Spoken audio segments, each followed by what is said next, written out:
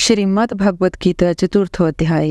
श्री भगवान बोले, मैंने इस अविनाशी योग को सूर्य से कहा था। सूर्य ने अपने पुत्र वैवस्वत मनु से कहा और मनु ने अपने पुत्र राजा इक्ष्वाकु से कहा। हे प्रतंप अर्जुन, इस प्रकार परंपरा से प्राप्त इस योग को राज ऋषियों ने जाना, किंतु उसके बाद वह योग बहुत काल से इस पृथ्वी लोक में लुप्त प्राय हो गया। तू मेरा भक्त और प्रिय सखा है, इसीलिए वही यह पुरातन योग आज मैंने तुझको कहा है, क्योंकि यह बड़ा ही उत्तम रहस्य है, अर्थात गुप्त रखने योग्य विषय है। अर्जुन बोले, आपका जन्म तो अर्वाचीन अभी हाल का है और सूर्य का जन्म बहुत पुराना है, अर्थात कल्प के आदि में हो चुका था। तब मैं इस बात को कैसे समझूं कि आप ही ने कल्प के आदि में सूर्य से यह योग कहा था। श्री भगवान बोले, हे प्रथम अर्जुन, मेरे और तेरे बहुत से जन्म हो चुके हैं, उन सबको तू नहीं जानता, किंतु मैं जानता हूँ। मैं अजन्मा और अविनाशी स्वरूप होते हुए भी तथा समस्त प्राणियों का ईश्वर होते हुए भी अपनी प्रकृति को अधीन करके अपनी योग माया से प्रकट होता हूँ। हे भारत, जब जब धर्म की हानि और अधर्म की वृद्धि होती है, तब तब ही मैं अपने रूप को रचता हूँ, अर्थात साकार रूप में लोगों के सम्मुख प्रकट होता हूँ। साधु पुरुषों का उद्धार करने के लिए, पाप कर्म करने वालों का विनाश करने के लिए और धर्म की अच्छी तरह से स्थापना करने के लिए मैं युग युग में प्रकट हुआ करता हूँ। हे अर्जुन, मेरे जन्म और कर्म दिव्य अर्थात निर्मल और अलौकिक हैं। इस प्रकार जो मनुष्य तत्व से जान लेता है, वह शरीर को त्याग कर फिर जन्म को प्राप्त नहीं होता, किंतु मुझे ही प्राप्त होता है। पहले भी जिनके राग, भय और क्रोध सर्वथा नष्ट हो गए थे और जो मुझ में अनन्य प्रेम पूर्वक स्थित रहते थे, ऐसे मेरे आश्रित रहने वाले बहुत से भक्त उपयुक्त ज्ञान रूप तप से पवित्र होकर मेरे स्वरूप को प्राप्त हो चुके हैं। हे अर्जुन, जो भक्त मुझे जिस प्रकार भजते हैं, मैं भी उनको उसी प्रकार भजता हूँ, क्योंकि सभी मनुष्य सब प्रकार से मेरे ही मार्ग का अनुसरण करते हैं। इस मनुष्य लोक में कर्मों के फल को चाहने वाले लोग देवताओं का पूजन किया करते हैं, क्योंकि उनको कर्मों से उत्पन्न होने वाली सिद्धि शीघ्र मिल जाती है। ब्राह्मण, क्षत्रिय और शूद्र, इन चार वर्णों का समूह गुण और कर्मों के विभाग पूर्वक मेरे ही द्वारा रचा गया है। इस प्रकार उस सृष्टि रचनादि कर्म का कर्ता होने पर भी मुझ अविनाशी परमेश्वर को तू वास्तव में अकर्ता ही जान। कर्मों के फल में मेरी स्पृहा नहीं है, इसीलिए मुझे कर्म लिप्त नहीं करते। इस प्रकार जो मुझे तत्व से जान लेता है, वह भी कर्मों से नहीं बंधता। पूर्व काल में मुमुक्षुओं ने भी इस प्रकार जानकर ही कर्म किए हैं, इसीलिए तू भी पूर्वजों द्वारा सदा से किए जाने वाले कर्मों को ही कर। कर्म क्या हैं और अकर्म क्या हैं, इस प्रकार इसका निर्णय करने में बुद्धिमान पुरुष भी मोहित हो जाते हैं। इसीलिए वह कर्म तत्व मैं तुझे भली भांति समझा कर कहूँगा, जिसे जानकर तू अशुभ से अर्थात कर्म बंधन से मुक्त हो जाएगा।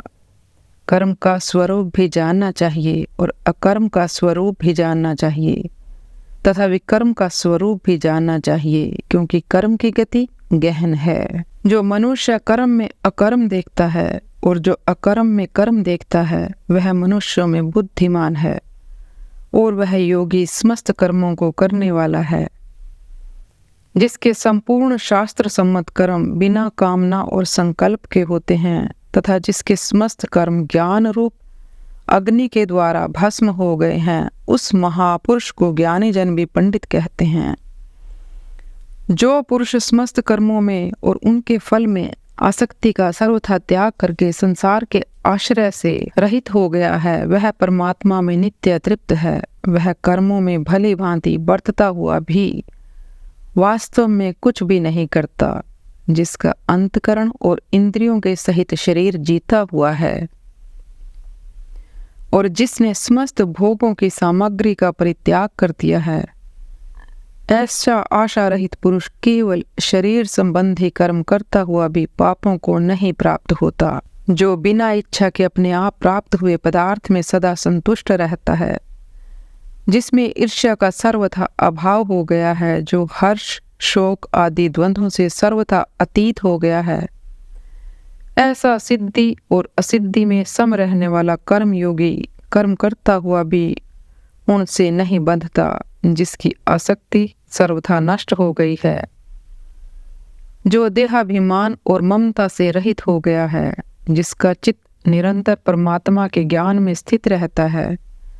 ऐसा केवल यज्ञ संपादन के लिए कर्म करने वाले मनुष्य के संपूर्ण कर्म भली भांति विलीन हो जाते हैं, जिससे यज्ञ में अर्पण अर्थात स्त्रुआ आदि भी ब्रह्म है और हवन किए जाने योग्य द्रव्य ब्रह्म है, तथा ब्रह्म स्वरूप कर्ता के द्वारा ब्रह्म रूप अग्नि में आहुति देना क्रिया भी ब्रह्म है। उस ब्रह्म कर्म में स्थित रहने वाले योगी द्वारा प्राप्त किए जाने योग्य फल भी ब्रह्म ही हैं।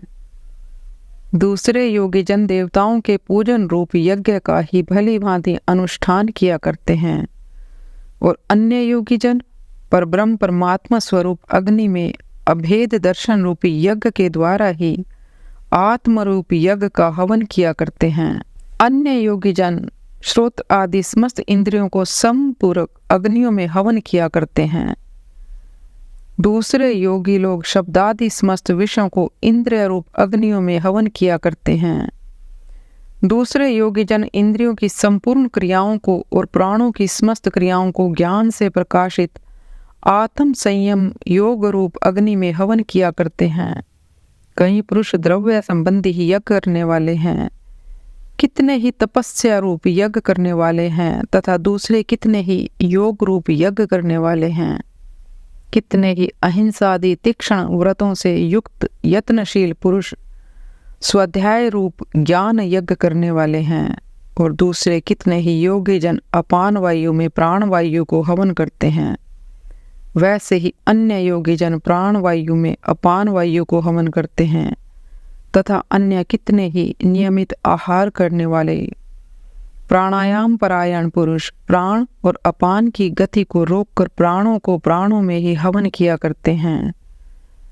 ये सभी साधक यज्ञों द्वारा पापों का नाश कर देने वाले और यज्ञों को जानने वाले हैं। हे कुरुक्षेत्र अर्जुन, यज्ञ से बचे हुए अमृत का अनुभव करने वाले योगी जन सनातन पर ब्रह्म परमात्मा को प्राप्त होते हैं, और यज्ञ न करने वाले पुरुष के लिए तो यह मनुष्य लोक भी सुखदायक नहीं है, फिर परलोक कैसे सुखदायक हो सकता है। इसी प्रकार और भी बहुत से तरह के यज्ञ वेद की वाणी में विस्तार से कहे गए हैं। उन सबको तू मन इंद्रिय और शरीर की क्रिया द्वारा संपन्न होने वाले जान। इस प्रकार तत्व से जानकर उनके अनुष्ठान द्वारा तू कर्म बंधन से सर्वथा मुक्त हो जाएगा। हे परतंप अर्जुन, द्रव्य में यज्ञ की अपेक्षा ज्ञान यज्ञ अत्यंत श्रेष्ठ है, तथा यावन मात्र संपूर्ण कर्म ज्ञान में समाप्त हो जाते हैं। उस ज्ञान को तू तत्वदर्शी ज्ञानियों के पास जाकर समझ। उनको भली भांति दंडवत प्रणाम करने से, उनकी सेवा करने से और कपट छोड़कर सरलता पूर्वक प्रश्न करने से वे परमात्मा तत्व को भली भांति जानने वाले ज्ञानी महात्मा तुझे उस तत्व ज्ञान का उपदेश करेंगे, जिसको जानकर फिर तू इस प्रकार मोह को नहीं प्राप्त होगा। तथा हे अर्जुन, जिस ज्ञान के द्वारा तू संपूर्ण भूतों को निशेष भाव से पहले अपने में और पीछे मुझ सच्चिदानंद घन परमात्मा में देखेगा, यदि तू अन्य सब पापियों से भी अधिक पाप करने वाला है, तो भी तू ज्ञान रूप नौका द्वारा निस्संदेह संपूर्ण पाप समुद्र से भली भांति तर जाएगा। क्योंकि हे अर्जुन, जैसे प्रज्वलित अग्नि ईंधनों को भस्म कर देता है, वैसे ही ज्ञान रूप अग्नि संपूर्ण कर्मों को भस्ममय कर देता है। इस संसार में ज्ञान के समान पवित्र करने वाला निस्संदेह कुछ भी नहीं है। उस ज्ञान को कितने ही काल से कर्म योग के द्वारा शुद्धांतकरण हुआ मनुष्य अपने आप ही आत्मा में पा लेता है। जितेंद्रिय साधन परायण और श्रद्धावान मनुष्य ज्ञान को प्राप्त होता है तथा ज्ञान को प्राप्त होकर वह बिना विलंब के तत्काल ही भगवत प्राप्ति रूप परम शांति को प्राप्त हो जाता है। विवेकहीन और श्रद्धा रहित संशय युक्त मनुष्य परमार्थ से अवश्य भ्रष्ट हो जाता है। ऐसे संशय युक्त मनुष्य के लिए न यह लोक है, न परलोक है और न सुख ही है। हे धनंजय, जिसके कर्म योगी विधि से समस्त कर्मों का परमात्मा में अर्पण कर दिया है और जिसने विवेक द्वारा समस्त संशयों का नाश कर दिया है, ऐसे वश में किए हुए अंतकरण वाले पुरुषों को कर्म नहीं बांधते। इसीलिए हे भरतवंशी अर्जुन, तू हृदय में स्थित इस अज्ञान जनित अपने संशय का विवेक ज्ञान रूप तलवार द्वारा छेदन करके समत्व स्वरूप कर्म योग में स्थित हो जा और युद्ध के लिए खड़ा हो जा। श्रीमद् भगवत गीता 4 अध्याय समाप्त।